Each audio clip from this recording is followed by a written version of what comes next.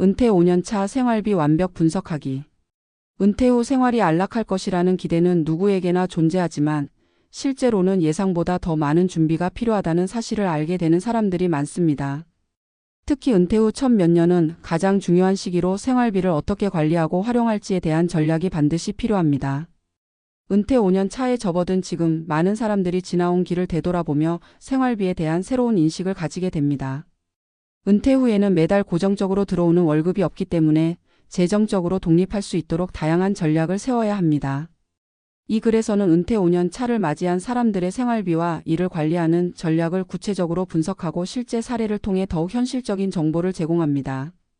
이를 통해 은퇴 후 안정적인 생활을 위한 준비가 어떻게 이루어져야 하는지 전문가들의 시각을 바탕으로 구체적인 전략을 세울 수 있는 방법을 제시하려 합니다. 사례 김씨의 은퇴 5년 차 생활비 분석. 김철수 씨는 60세에 은퇴를 한 후 5년이 지난 현재 매달 고정적인 수입이 없는 상황에서 생활비를 어떻게 관리할지에 대한 문제에 직면해 있습니다. 김 씨는 은퇴 전 30년간 회사에서 근무하면서 어느 정도의 노후 자금을 준비했지만 예상보다 더 많은 지출이 발생하고 있어 고민이 깊습니다. 특히 고정 지출은 예상보다 훨씬 많았고 매달 살아가는 데 필요한 비용을 충당하는 데 어려움을 겪고 있었습니다. 그는 매달 나가는 생활비를 꼼꼼히 기록하여 그동안의 소비 패턴을 분석하기 시작했습니다. 김 씨의 생활비 내역. 주거비. 김 씨는 은퇴 후 자녀와 함께 살기보다는 독립적인 생활을 선호하여 월세 80만 원의 작은 아파트에 거주하고 있습니다.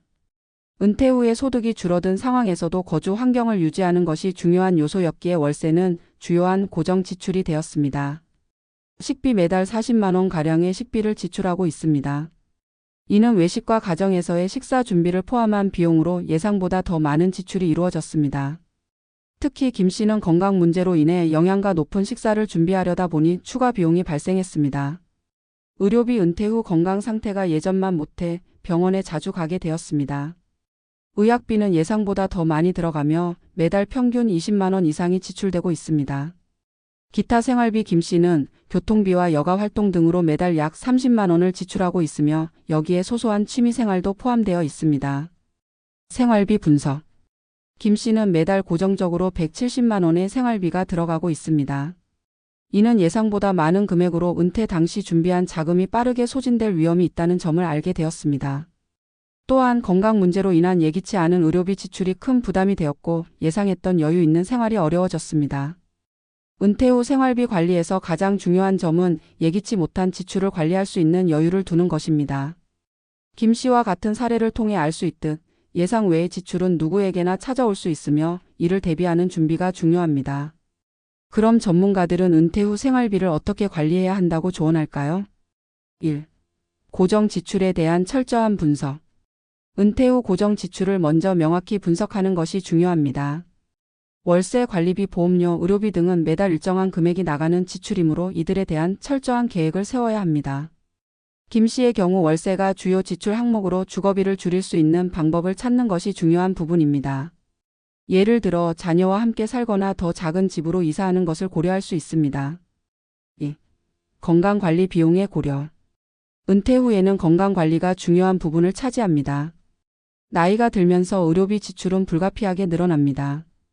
김 씨의 사례처럼 병원 방문과 치료가 잦아지면 예상보다 많은 비용이 소모될 수 있습니다.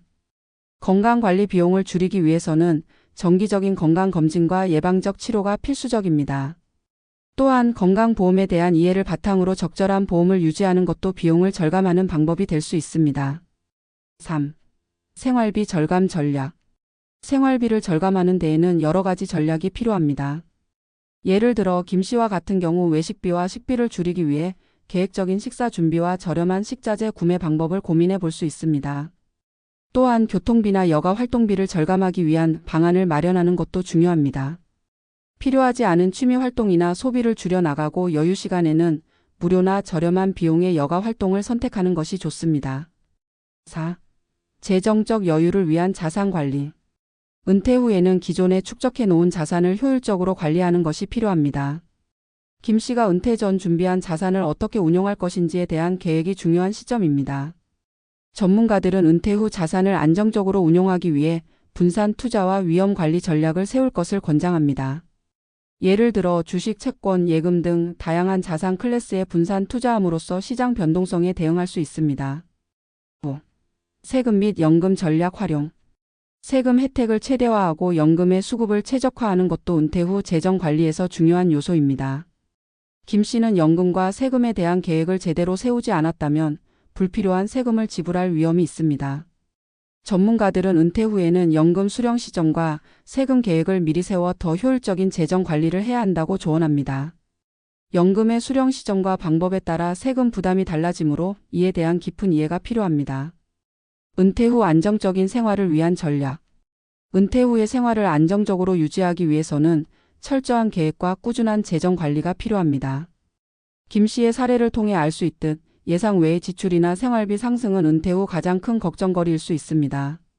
하지만 이러한 상황에 대비하려면 고정 지출을 꼼꼼히 분석하고 건강관리와 재정관리를 효율적으로 해야 합니다.